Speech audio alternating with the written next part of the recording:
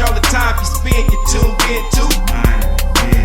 It's time again to cherish all the time you spend, you tuned in to. It's the number one podcast. The topics of discussion when we broadcast. So all them artificial man jokes, we do it natural from the concrete to a public standpoint.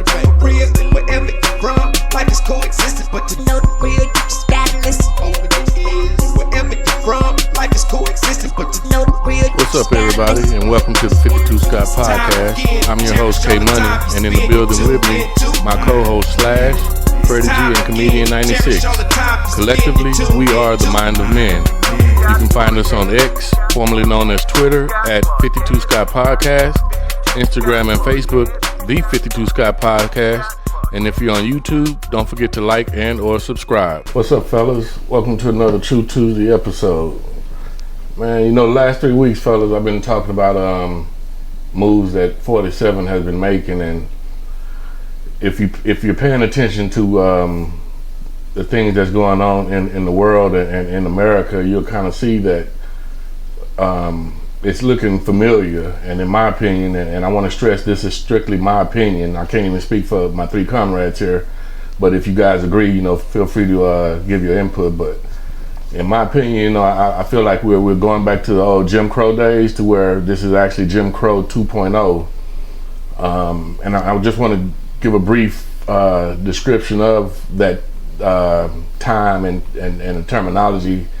It first was originated from a minstrel show from a white actor named Thomas Dartmouth Rice in the 1830s, and he was perpetuating and stereotyping African Americans. You know, he was performing in blackface, and I think Freddie G, you may have talked about this in one of your shows, I think on the Black Friday possibly.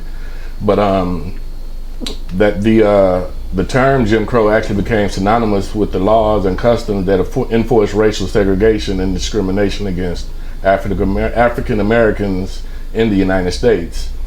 And some of the key features were racial segregation, which mandated the separation of races in public facilities, including schools, transportation, restrooms, and restaurants. Now, things haven't gotten that bad yet, but again, you know, the route and the path that we're on, it's hard for me not to even think that it possibly could even get to that level, you know what I'm saying? Another feature was disenfranchisement, which southern states implemented various measures such as literacy tests, poll taxes, and grandfather clauses to disenfranchise African Americans versus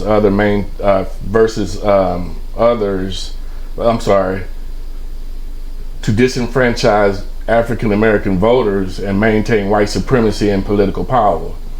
Now, we can kind of see that's happening before our very eyes. Do you guys agree? Mm-hmm. Yeah. You know, yeah. Okay. And last one I wanted to speak on was the social and economic disadvantages, which institutionalized economic, educational, and social disadvantages for African Americans, relegating them to second-class citizens and limiting their opportunities for advancement.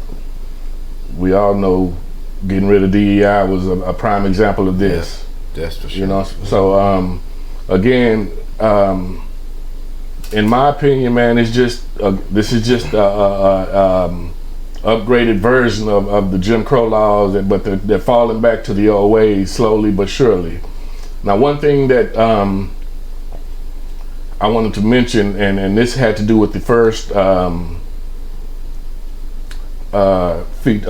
feature that I spoke on, which was the racial segregation. And I don't know if you guys saw or heard about this in the news last week, but it was a black student that was discovered hanging from a tree at Delta State. No, yeah, I heard about. I heard about that. Really? Yeah, and wow. It's saying it's the Mississippi State Medical Examiner's autopsy, which appeared to be consistent with the investigation that's going on, and saying that this was a suicide.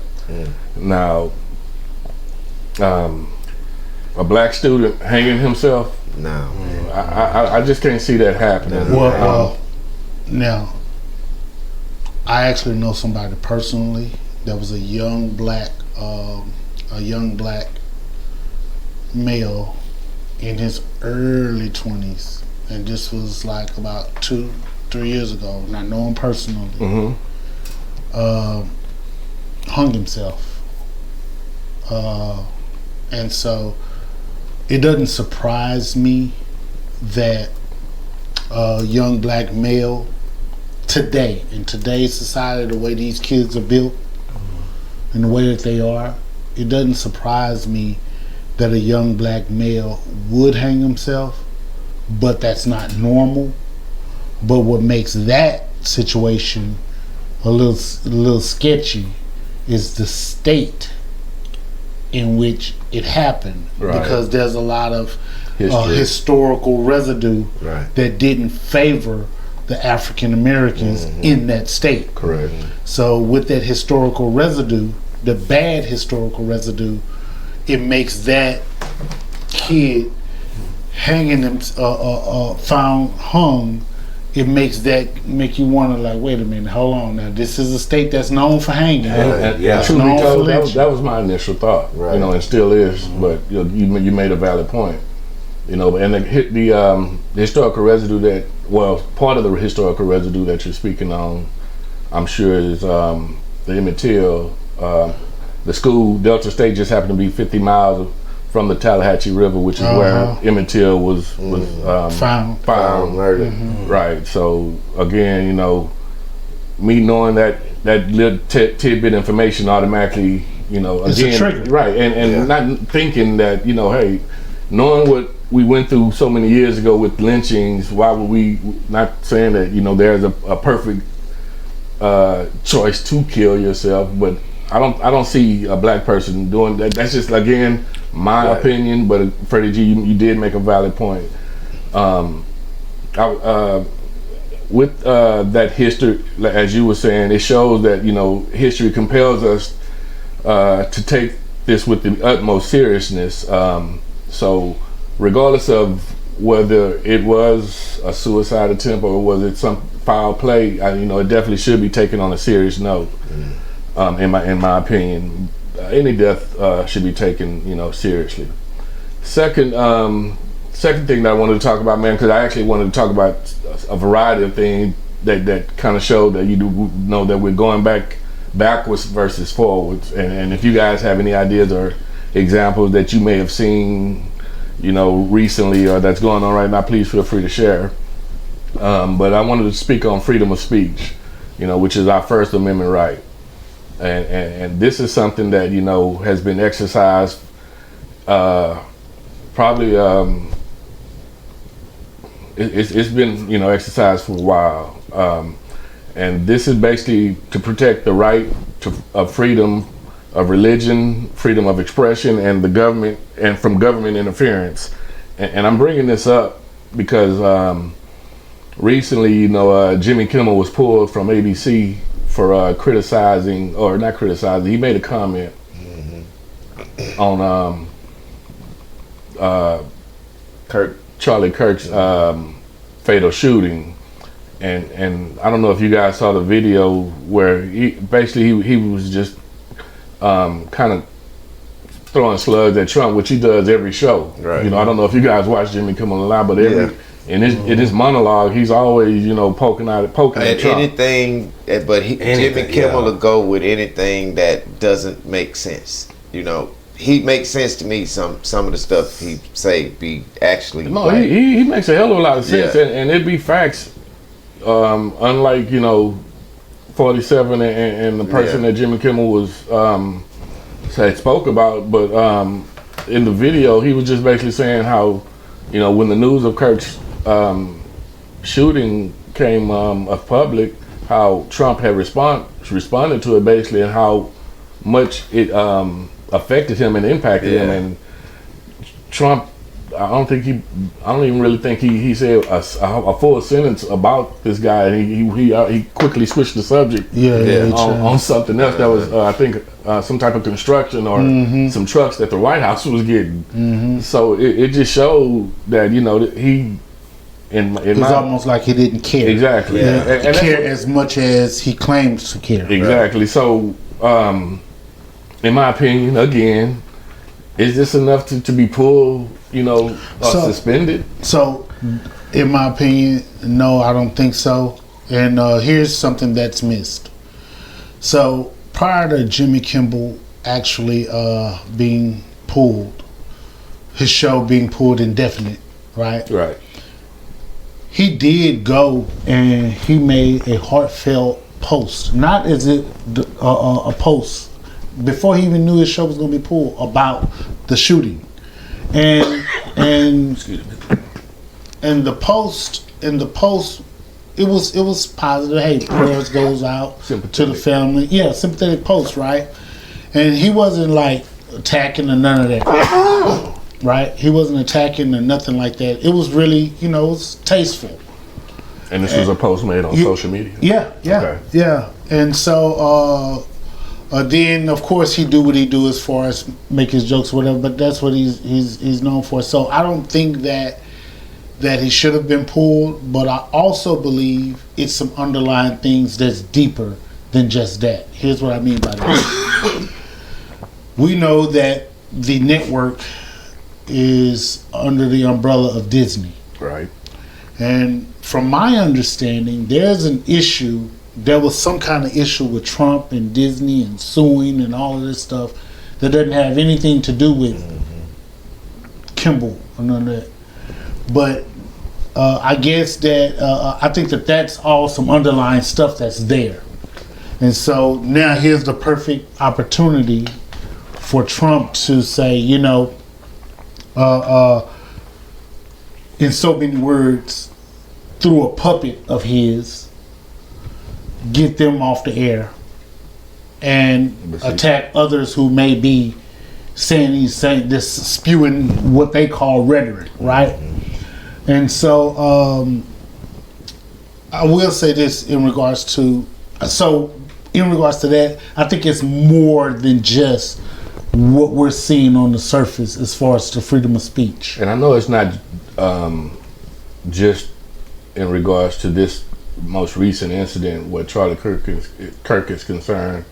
Like I say, Jimmy Kimmel has been known to poke at Trump. But I don't even think it's that, because if that's the case, he what has happened with Jimmy Kimmel should have happened years ago, if that's the case, or I a long agree, time ago. but I think the way 47 is moving, I think this was like the final straw in his eyes. And so and he's making these power moves, just like we spoke on several weeks ago in the move that he made where Texas was concerned. Being that puppet master and reaching out to these people that are intimidated by his power. In my opinion, I feel like I have to keep saying that. No. They're intimidated by his power, so he's I don't want to say demanding, that they make these type of moves. Yeah, he's dictating. Pretty much. He's dictating. In a nutshell. So let me say this in regards to freedom of speech. First of all, you got the First Amendment, freedom of speech, but we have never, when I say we, I'm talking about us as a country. Really, truthfully, we've never really, truly had freedom of speech. Let me give you an example. Yeah, please. Yeah, let me give you an example. If we had freedom of speech, go to the airport and say, "I got a bomb," and see what the fuck happened to you. Something. Let's So see what the fuck happened to you. So is your speech free? No, there's consequences to the things that you say. Like now, if you notice, we on YouTube with certain words you can say now, but we supposed to have freedom of speech, but you can't say certain stuff now. You can't say killed anymore, the death. You gotta say unalive. You just said it. Yeah. Well, I gotta give you the alternative word and say it about unalive, and that's the point I'm trying to make. You can't say it no more. You gotta say unalive. You gotta. So it's really, it's like. So let me ask you guys this, and I agree with what you're saying in regards to how we have to be selective on our choice of words now. But when did this change? Because to my knowledge, the First Amendment hasn't been revised or anything like that. I don't think it ever changed. To the point, Freddie G, you made when you said you made a statement about Damn, I just forgot. Trump, No, free speech, freedom of speech. But you said going that to the airport. and saying I got a bomb. Now, the thing that I get from that is, I can understand why that should. That's they a need threat. to take. That's a threat. Yeah. That's a threat. More or less free, and of course, it is freedom of speech because you should be free to say but certain shit. And because of what happened in the past, as far as 911 and people taking these bombs and shit on those planes or just hijacking these planes, that is extremely serious. So I can see why they would take that statement and say, "Don't say this shit." So check this out. You know what I'm saying? So check this out. That's taken as a threat. I get it. Go in your job right now. Go in your job and you say, I got an issue with all honkies and crackers. So some shit you just don't do. Yeah. So which means that And that's not because it's not freedom of speech. That's just because I don't even want to face the consequence of me doing that when I know it. you said the key word. Yeah. You said the It's key a word. consequence for that. Exactly. So that's what I'm saying. So here's the thing. Comedian 96 make a joke with me. He laugh at when I say this all the time. He mocks me when I do this. I'm like, go ahead, you can say it. You can say it. But there are consequences behind your actions. So how free is it? Yeah, now that's the question right there. How free? Because there are consequences that can cost you your freedom. Yeah. There are consequences that can cause you to be unalive. Yeah. So you just can't go and say everything. Well, now the way the world is, it can't be freedom of speech because now people don't have the common courtesy to not say nothing stupid.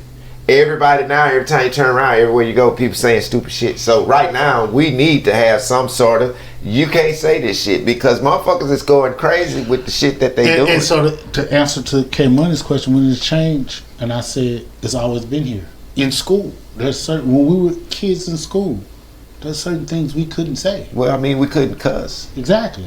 Amongst other things. Yeah. There's certain things there's rules. Okay, well let's go a little further with the freedom of speech and the things that we're speaking on, because you made great examples on how we really don't have 100% freedom of speech. Now, according to the First Amendment, it's supposed to guarantee freedom of expression by prohibiting Congress from restricting the press of its rights of individuals to speak freely.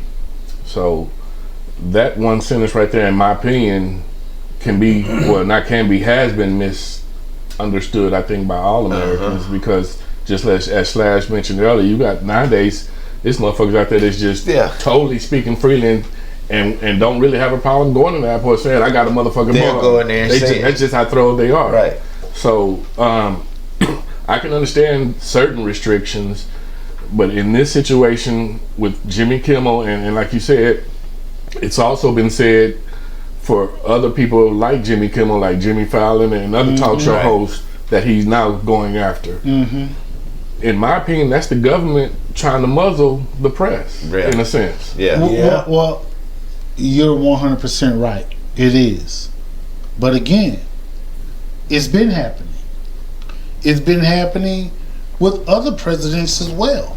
It's trying to muzzle the press. Now, I agree. It has been, but Trump, and I hate saying his name, 47, he's extremely bold with the moves, and as we've stated before on previous shows, he's trying to distract, at the same time make a big move. Smoke and mirror. Smoke and mirror, good word, good choice of words for it. And it's apparent what's going on, and my issue, as I've said before on previous shows, is why the fuck can we not put an end to this before it gets too bad or too far gone to where we are back in these times where Jim Crow was very evident. I tell you what, if he lasts this full term, we will be in the Jim Crow days. Because this man, it ain't been a year yet, and it seemed like it's forever that went on this year. So check this out, man. So check this out. Number one, here's something to think about. He hasn't been the president a full year yet.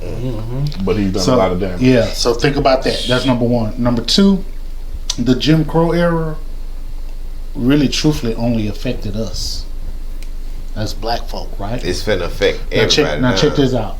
So it's more so. Now this is not to go against your title. Well, no, that's why I said 2.0 because Yeah. it's not just the Jim Crow era did just affect us, but now in 2025 it's not just us. Exactly. So Okay, does that's why. that? So not to cut you. No. Does that make it equal now? That it affects everybody. In a negative way. Because No. in a negative way it does.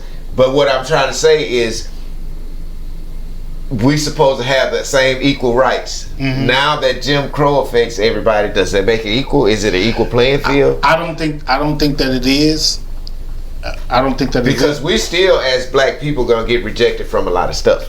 yeah. You know what I mean? I don't think that it's equal. What I think that is it makes things even more lopsided than they were before. Because it's a confusion now. Because now it's like, okay, we're going to, all of the things that you fought hard for, black folks, to get where you are today, we're going to try to strip all of that away.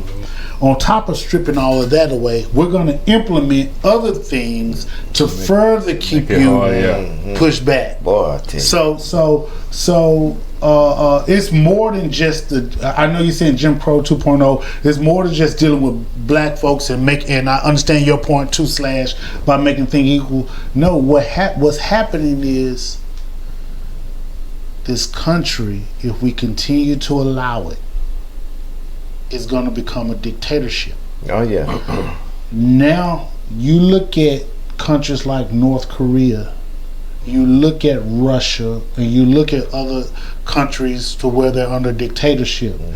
Everybody has to fall in line to the ruler of what he that said. country. Yeah. Now y'all know that he is also trying to make it to where he could be president longer. Right. Of course. Yeah. So he if could that, if that is the case, you got to be what's there. gonna make that. Yeah. But if y'all notice, he's already aligned himself with dictators. The guy you just mentioned, Russia, Putin, and North Korea. Well, he's aligned himself. So first of all, I think that they played him, and he's starting to see Putin. Yeah. Played him. Yeah. So he's waking up to backing see up that. from that. But when you say aligned himself with, I don't think he's really all the way aligning himself with. What I think he's doing is he's trying to learn how to be a dictator. And the best way to learn how to be a dictator is to be around other dictators. And see what they do. To learn this. It's a playbook. Now, in order for him to be successful at changing our country to becoming a dictatorship, that means that he would have to change our government, correct? That's what he's doing. Well, I mean, That's what he's doing now. okay, well, in the way I'm trying to say it, because it is changing before our eyes, but I mean it's a lot of, well, it's a drastic change that's going on. I'm kind of answering my own question as I'm speaking out loud. Let me ask you guys: is there anything that you have seen or observed that where you feel, we're taking steps backwards? It don't necessarily have to be in the Jim Crow era, but you As can a see, country or as a race? As a country. Well, I'm trying to figure out martial law, Jim Crow. It's got to run hand in hand, right? That's a good one. Well, the use of it, use the of it. reason he's using it, definitely I don't feel was legitimate. Right. And we've talked about that. And I know we was talking about it last week. We was thinking that he was sending all the military to the Democratic states, but then he just made that move, and they sent him to New Orleans, Louisiana. Well, Louisiana's a Republican state. So now I'm thinking maybe he's sending them all to the black states, not just necessarily Democratic. Because we was thinking Democratic states first. Well, last move. No, not Democratic states, but the New Orleans has a Democratic governor. I think he's sending them to the states that have Democratic governors. Oh, well, Louisiana has. They have a Democratic governor. They Oh, always okay. have had a Democrat. Yeah, because in I just Baltimore. looked it up. It was red. They said they were Republican state. But even if he did that, even if he did what you thought he was doing, right? I can see him doing something like that. Right. But here's why he would do it. You see, it's kind of equivalent to this. If he keeps you guessing, then there's going to always be people that we would have an issue with supporting him. Here's my point. If you run into a black guy that's a Trump supporter, you'll be like, man, what the hell wrong with you? You see what he's trying to do, right? So what I think he'll do, and to your point, Comedian 96, if he was to send some to a Republican state, it'll be equivalent to what he's done by pardoning Lil Wayne, pardoning Kodak Black, to where it's like, okay, you see, I do like the blacks. I do nice things for them, you know. And then now it keeps you confused on, do he really mess with us, or do he? That's who he is. Yeah. So he's playing both sides of the fence. He's fucking con artist. When there's enough evidence to show that he don't give a damn about nobody but himself, it doesn't necessarily mean blacks. If some white folks get in his way and don't line up what he talking about, he'll shit on them too. He don't care about nothing but people who do what he say and align with what he wants to. That's it. And that's dictatorship, and that's a dictatorship. Well, in closing, man, we've stressed on many of our shows, and I'm gonna end this one with stressing it as well. And it's being seen and shown before our very eyes that, you know, what's going on is really not a joke. So, you know, please get out there and do your job and vote. Y'all come back. Peace. This concludes another True Tuesday episode, and be sure you tune in tomorrow for another episode of Women Wednesday with Freddie G. Don't forget to follow us on X, formerly known as Twitter, at 52 Scott Podcast, Instagram and Facebook, the 52 Scott Podcast, and if you're on YouTube, don't forget to like and or subscribe. And to all my 52 Scott faithfuls, it may be new to you, but if you heard it here, then you know it's true.